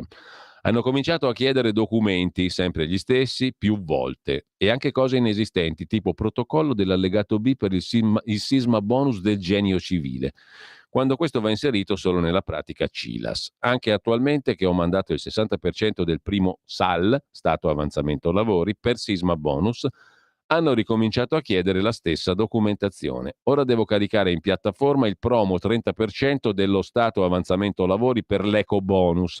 Ho tanta paura che facciano altrettanto. Premetto che ho dovuto prendere prestiti per i primi pagamenti. I lavori si sono fermati più volte. In data 4 ottobre 22 avevano approvato tutti i progetti super bonus. Il 31 marzo 23 scade il termine per pagare e finire i lavori di questi super bonus per le unifamiliari. Sono in difficoltà se la banca non mi liquida le pratiche dei primi stati avanzamento lavori per poter chiudere i lavori. Non si possono mettere in ginocchio così famiglie e imprese. I tempi devono essere più celeri, o almeno il governo dovrebbe dare proroghe per permettere i pagamenti e la chiusura dei lavori. Come sempre il governo dice di aiutare le famiglie, fa tutto il contrario. Prima di fare leggi o agevolazioni si deve essere certi di portarli avanti e tener fede alle promesse fatte. Così scrive Sonia. Parto dalla tua storia, scrive Ugo Rossi, perché tra le più comuni e da ingegnere specializzato e attivista politico ho conosciuto decine e decine di testimonianze come la tua. Purtroppo questa normativa è pensata per fare gli interessi di banche, mafie e multinazionali che finanziano e sovvenzionano i partiti e tanti politici di spicco. Al posto di burocratizzare iter e rendere la vita impossibile a professionisti, aziende e cittadini per interventi di questo tipo, dovrebbero semplificarli e punire i furbi e i truffatori. Nonostante la richiesta di 1000 documenti e asseverazioni per il super bonus, abbiamo assistito a casi come quelli di Mister Miliardo a Rimini, un'altra storia raccontata da Avanti. Mi è stato chiaro fin da subito che dando pieni poteri alle banche avremmo vissuto nuovamente storie già viste di un sistema bancario usuraio. Solo i grandi colossi delle costruzioni, multinazionali e multi-utility, avrebbero potuto sfruttare pienamente il super bonus. Interessante la serie di casi raccolti da Avanti.it, mentre tutt'altro genere di discussioni sembrano dominare all'interno del PD e non solo, perché come dicevamo prima l'agenda è quella lì. In questi giorni il PD della Schlein, scrive Emanuele Boffi, direttore di Tempi.it, è un buco coi diritti intorno. E per i cattolici del PD è un problema. Franco Monaco, uno dei cosiddetti cattolici del PD, ha chiesto alla segreteria di andarci piano coi diritti. Diventa sempre più chiaro che è un'illusione l'idea del cattolico naturalmente di sinistra. Mentre la follia ecologista dell'Unione Europea sono 2 pagine, le abbiamo citate prima, in prima pagina sono anticipate su Libero. Questa mattina uno studio McKinsey commentato da Michele Zaccardi che svela i costi del Green Deal europeo. La follia ecologista dell'Unione Europea ci costerà 120 miliardi all'anno. Per centrare l'obiettivo zero emissioni entro il 2050, i paesi europei dovranno spendere 1.700 miliardi di euro ogni anno, ogni 12 mesi. Germania e Francia possono farlo a debito, noi no, scrive Libero. Per avere un'idea dell'atteggiamento dogmatico delle elite europee nei confronti della transizione ecologica, basta leggere le recenti dichiarazioni di Isabel Schnabel, esponente tedesca del board del Consiglio di amministrazione della Banca Centrale Europea, che ha giustificato la stretta sui tassi di interesse con questo motivo: il mancato arresto in modo tempestivo dell'inflazione metterebbe a repentaglio la transizione verde. Transizione verde che, fa i conti, Libero sulla base di uno studio della McKinsey, dovrebbe costare circa 110-120 miliardi circa di euro all'anno.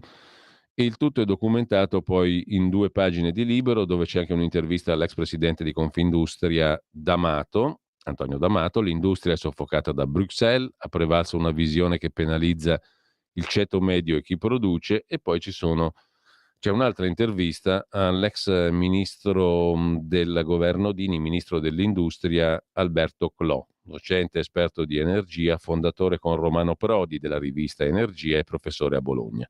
In Europa domina l'isteria verde, dice il professor Clò. Più per auto e case green, costi altissimi. Gli elettori si ricordino della sinistra. Le lobby in azione. Dietro alle decisioni dell'Unione Europea, le lobby green, che spingono per accreditare come unica soluzione solare e eolico, anche se pesano solo il 6,7% sui consumi energetici. Su Russia e Cina ripetiamo gli stessi errori. Prima ci siamo consegnati al gas russo, ora rischiamo di affidare il nostro futuro alle rinnovabili cinesi. Mentre vi segnalo sul tema dell'energia l'intervista di Fabio Dragoni, l'abbiamo già citata prima, a Franco Bernabé, già numero 1 di Eni e Telecom, oggi a capo dell'ex Ilva, Acciaierie d'Italia, autore di un saggio con Massimo Gaggi, Profeti, oligarchi e spie, edito da Feltrinelli. La tesi di partenza è che si parte dalle telecomunicazioni, la crisi parte da lontano, parte dalle modifiche del sistema di regolazione fatte negli anni 90 per favorire lo sviluppo di Internet. Negli anni 90 si sono fatte tante modifiche che poi hanno generato frutti pessimi nelle cosiddette aziende di pubblico servizio, appunto, dalle partecipate di Stato in primo luogo, no? Le privatizzazioni, la liquidazione del patrimonio pubblico, senza alcuna regolazione a beneficio dei cittadini e degli utenti, ma solo di coloro che si sono appropriati per quattro soldi regalati dallo Stato delle società appunto che gestiscono i servizi pubblici, dalla telefonia all'energetico. È stato tutto un brindisi in quegli anni là, da parte di chi ci ha mangiato sopra per tutti gli anni successivi. Mentre vorace, a proposito di mangiare, furbo e predatore, così lo descrive Luigi Mascheroni, chi? Il nostro amico, l'editore svizzero Carlo De Benedetti.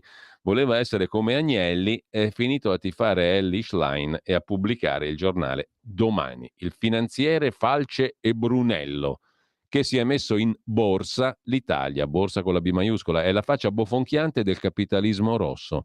Vuole che il paese diventi più radicale, come da suo ultimo libro, e intanto aspetta in Svizzera, ma guarda un po', propaganda arcobaleno, servitù black, colleziona Rolex e fallimenti, come un vero comunista.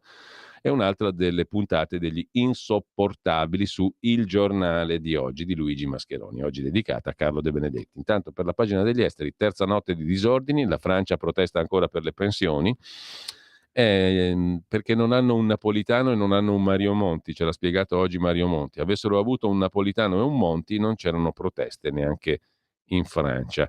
A proposito di pensioni, anche i cinesi sono contro l'aumento dell'età pensionabile, ce lo racconta asianews.it. Come i francesi, è la probabile risposta del governo agli effetti sul sistema previdenziale del rapido invecchiamento della popolazione. Anche in Cina, riforma delle pensioni. Sondaggio, il 74% dei cinesi vuole pensione sotto i 55 anni. Soltanto il 6% la accetta sopra i 61. Allo studio una riforma anche in Cina per portare l'età pensionabile a 65 anni. Avrebbe forti effetti sociali ed economici. C'è poi tutto il capitolo sul mandato d'arresto per Putin, gli orrori russi commessi in Ucraina, li elenca Stefano Magni su Atlantico Quotidiano. I crimini sono elencati in un rapporto dell'ONU, frutto di un'indagine sul terreno. Attacchi contro i civili, torture, esecuzioni, deportazioni sistematiche anche di bambini. Su Atlantico Quotidiano il contenuto degli orrori che hanno portato al mandato di arresto internazionale per Vladimir Putin. Su questa questione c'è un'intervista sul giornale all'ex ministro francese per gli affari europei Pierre Lelouch. Lo zar mi disse l'Ucraina mai occidentale, ma ora la sua incriminazione complica tutto, dice l'ex ministro francese Lelouch al giornale di stamani. Il mandato d'arresto fa parte della frenesia con cui si sta affrontando questo conflitto. Si doveva lavorare per aiutare la Russia a democratizzarsi. I rischi del futuro? Dobbiamo ricordarci che ci sono 4 potenze nucleari in campo. Sottolinea Gianandrea Gaiani, direttore di analisi difesa.it, sulla nuova bussola quotidiana, l'incriminazione di Putin allontana qualsiasi negoziato. L'ordine d'arresto per Putin, accusato di crimini di guerra da parte della Corte Penale Internazionale, è una decisione politica, osserva Gaiani, che punta a isolare Putin, a favorire il cambio di regime a Mosca, ma rende più probabile un'escalation della guerra e allontana le possibilità di negoziato. C'è attesa per la visita a Mosca oggi del presidente Xi Jinping. Con questo ci fermiamo un attimo e poi apriamo la nostra rubrica del lunedì, il Qui Parlamento, con Riccardo Molinari, capogruppo della Lega alla Camera e segretario della Lega in Piemonte.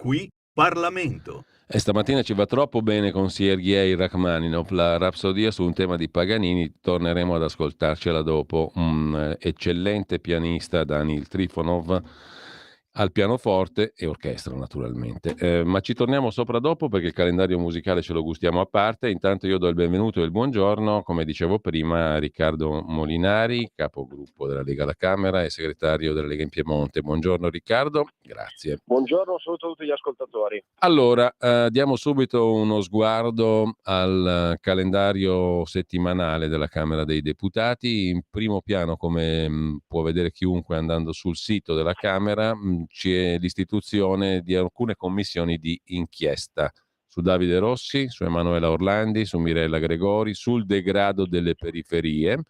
E poi abbiamo le mozioni sul Qatar Gate. Mercoledì le comunicazioni di Giorgia Meloni e le interrogazioni a risposta immediata col question time in diretta televisiva. E venerdì interpellanze urgenti. Così recita il menù grossolano. Esatto. Però ti lascio un commento perché anche le commissioni di inchiesta suscitano qualche curiosità, naturalmente. Quella su Davide Rossi è un prosieguo della precedente legislatura, no?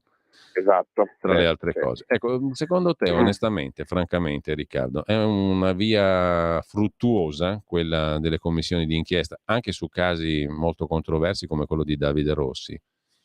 Ma io ritengo che abbiano un senso le commissioni di inchiesta nel momento in cui fanno un'analisi politica, quando vogliono o indagano su fatti politici. Ad esempio, come sapete, noi abbiamo proposto quella sul Covid, sì, perché riteniamo che sia una serie di scelte politiche da approfondire e da capire.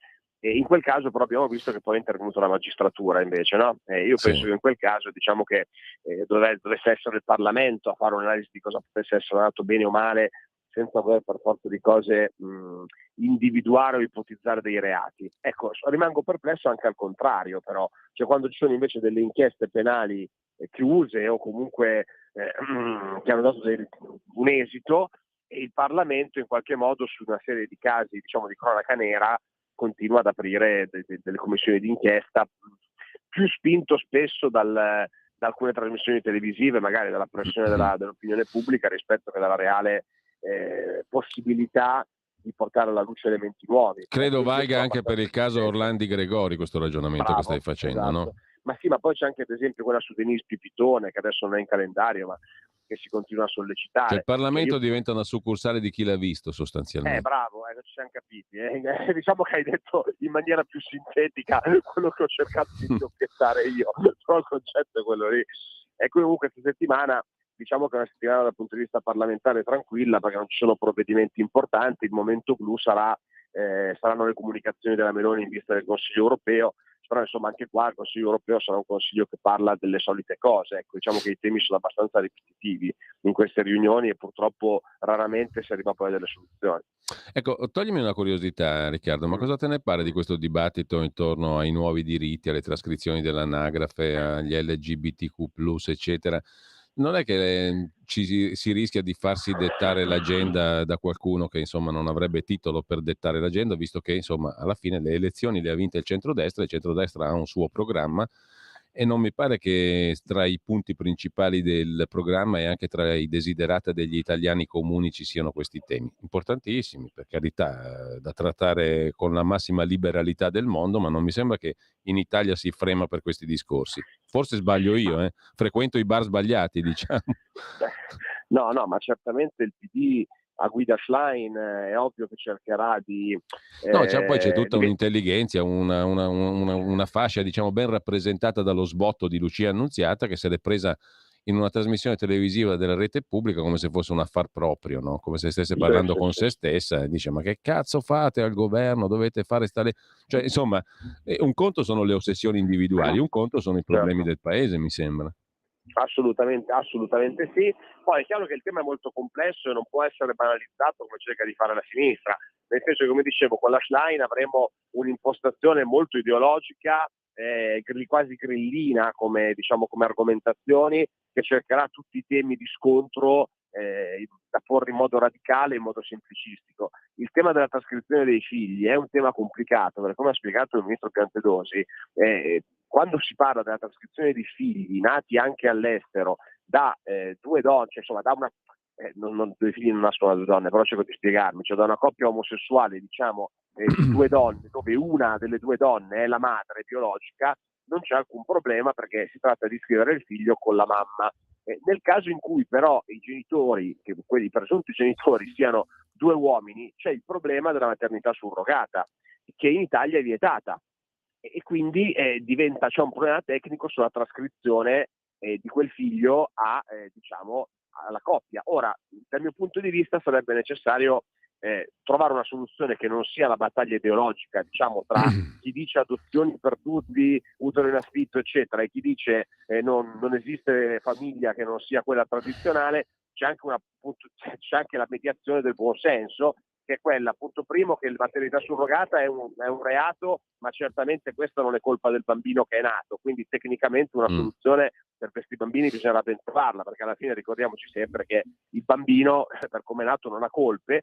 Io credo che si possa trovare una soluzione tecnica che ribadisca la ferma posizione del governo italiano su considerare un reato la maternità surrogata. Io sono assolutamente d'accordo su questo, cioè io penso che sia una forma di sfruttamento peggiore, peggio ancora dello schiavismo, cioè pensare di usare il corpo di una persona per produrre un essere umano è qualcosa che ovviamente che non sia figlio suo, insomma, fatto per qualcun altro, fatto per terzi, è una cosa che ritengo assolutamente intollerabile, ma in primis per rispetto di quella donna, cioè al netto di chi della finalità della maternità surrogata. Detto ciò, ci sono delle pratiche all'estero che sono diffuse, ci sono in Italia delle coppie omosessuali che sono rivolte, diciamo, a questi paesi esteri per poter soddisfare il loro desiderio di avere un figlio generato in questo modo. Bisogna trovare una soluzione nell'interesse dei bambini. Io la vedo così, uscirei dallo scontro ideologico pro diritti contro diritti. Ecco, tutto questo rischia di oscurare poi l'agenda economico-sociale e le questioni importanti come la riforma fiscale, come per esempio il rilancio dell'economia, che sono i temi sui quali credo il centrodestra si giochi di più il suo futuro. A proposito, c'è una notiziola adesso notiziola, perdonami, non è una notiziola perché purtroppo abbiamo sperimentato che questa cosa qui pesa e come, già nel 2011, di cui si occupa oggi Mario Monti sul Corriere della Sera, con una tesi abbastanza interessante. Affastello un po' di cose, Riccardo, però insomma Mario Monti dice: noi siamo più fortunati della Francia, perché in Francia c'è un presidente eletto dal popolo che quindi deve presentare un programma e deve renderne conto, bene o male, e se non ne rende conto poi viene anche contestato. In Italia siamo più flessibili, tant'è vero che con il presidente Napolitano è stato possibile fare cose molto più pesanti che non in Francia, ma senza problemi, perché il nostro duttile sistema si presta meglio all'arbitrio, diciamo, all'autoritarismo. È una tesi abbastanza interessante. Comunque, è una confessione che conferma, diciamo, quello che abbiamo sostenuto noi sì, per una decina d'anni, insomma. Comunque, detto questo, a quell'epoca là lo spread preoccupava e vedo che l'agenzia ANSA in questo momento sta aprendo con lo spread che sale sopra i punti 200 punti sopra i 200 lo spread BTP Bund. Vuol dire qualcosa? Non vuol dire niente? Che aria tira, secondo il tuo naso? È chiaro che, diciamo, la crisi della banca in California, con la conseguente crollo di Credit Suisse, l'intervento dell'UPS, insomma qualche non dell'UPS, scusatemi, dell'Unione delle Banche dell'UBS, l'UPS del Corriere, ha sicuramente sconvolto un po' i mercati, soprattutto europei. In questo momento però non vedo il pericolo di un attacco dello spread al governo italiano, banalmente perché il governo è ancora troppo forte nel consenso. Diciamo che questa è un'arma che può funzionare nel momento in cui nel governo ci fossero delle crepe e al grido fate presto, insomma, potrebbe allora diventare una leva importante. Adesso onestamente non vedo lo spread come un pericolo per mettere in crisi la stabilità del governo. Come giustamente dicevi te, è stata approvata la legge delega fiscale nell'ultimo Consiglio dei Ministri, che è molto importante perché contiene tantissime delle cose che la Lega aveva nel suo programma elettorale: la riduzione delle aliquote IRPEF col taglio delle tasse che passavano da 4 a 3, ricordo che erano passate da 5 a 4 grazie al nostro intervento nel governo Draghi, e dove avevamo sventato anche la patrimoniale sulla casa, questo va sempre ricordato perché di cui ovviamente non c'è più traccia in questo disegno di legge delega fiscale. L'introduzione della cedolare secca anche sugli immobili commerciali, che avevamo sperimentato per un anno col governo Conte 1, sempre sono state chieste e hanno avuto ottimi risultati. L'estensione della no tax area e della flat tax incrementale anche per i lavoratori dipendenti, è una cosa importante. E poi c'è tutta la revisione, il superamento degli studi di settore, degli ISI, e poi c'è diciamo tutto l'aspetto della riforma della cosiddetta tax expenditure, cioè di tutti i bonus fiscali da utilizzare per un taglio diciamo generale delle tasse. È sicuramente una riforma che va nella direzione giusta. Poi come si concretizzerà nei decreti attuativi, questo lo vedremo da qua a 24 mesi, però sicuramente è una riforma fiscale che va nella direzione auspicata dal centrodestra. Infatti sentivo in macchina stamattina già tutta una serie di critiche dall'altra parte, dove si dice come sempre che è un regalo agli evasori, che si cerca di stare vicini ai piccoli bottegai, ai piccoli professionisti che sono ladri per natura, insomma tutte le cose che ci dice sempre la sinistra, Sì. E invece è tutte risposte che noi dobbiamo dare al nostro elettorato.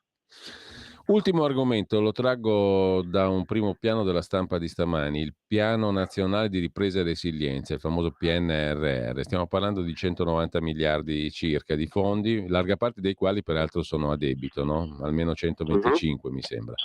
Allora, oggi la stampa scrive che il Piano Nazionale di Ripresa e Resilienza, il PNRR, è in ritardo, è una corsa contro il tempo. Poi c'è De Luca che come al solito dice che i soldi finiranno solo al nord, se ci sono, perché al sud c'è difficoltà a mettere in atto dei progetti. Allora io vorrei capire come la mettiamo con questi soldi, che non sono pochi in teoria, che sicuramente sono largamente a debito, per cui bisognerà restituirli, e che si fa un po' fatica a capire dove stiano andando e cosa stiano producendo. Come la mettiamo su questo PNRR? Allora, De Luca dice una mezza verità e una grande bugia, nel senso che la mezza verità è il fatto che effettivamente ci sono dei problemi per i comuni, e questo non solo al sud, però a mettere a terra i progetti, Dappertutto. perché esatto, perché comunque il PNRR ha delle scadenze, ha dei costi anche di realizzazione, di programmazione, di perseguimento dei risultati, che necessitano una piena operatività dal punto di vista economico di tutti quanti gli enti locali, e gli enti locali hanno delle difficoltà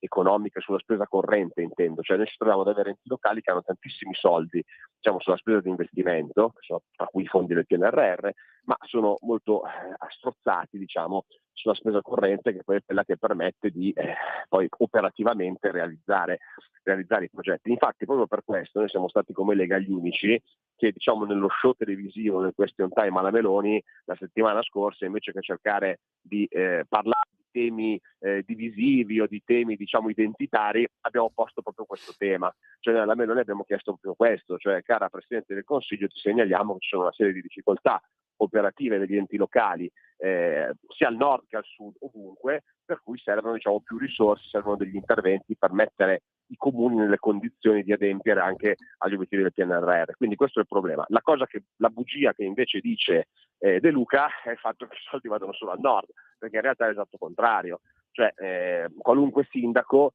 vi spiegherà che cos'è l'indice di vulnerabilità e vi spiegherà che non solo il PNRR prevede, diciamo, di base che il 40% dei fondi vada al sud di ufficio, ma dal restante 60% dei fondi dei bandi, molto spesso quando c'è un sovrannumero di richieste che superano, diciamo, le cifre disponibili, si utilizza per ripartire i fondi il cosiddetto indice di vulnerabilità. L'indice di vulnerabilità, guarda caso, va a premiare tutti i comuni che sono dal centro al sud, tagliando fuori quelli del nord. E quindi questo è un tema su cui anche qua, come Lega, abbiamo presentato emendamenti, mozioni, siamo mossi proprio perché noi vediamo l'esatto opposto, cioè il fatto che ci sono molti più soldi che vanno al sud rispetto a quelli che vanno al nord. Allora, vedremo. Intanto io ringrazio per il consueto focus e per la sintesi anche Riccardo Molinari. Buona settimana Riccardo, buon lavoro. Grazie, un saluto a tutti gli ascoltatori. Qui Parlamento. Avete ascoltato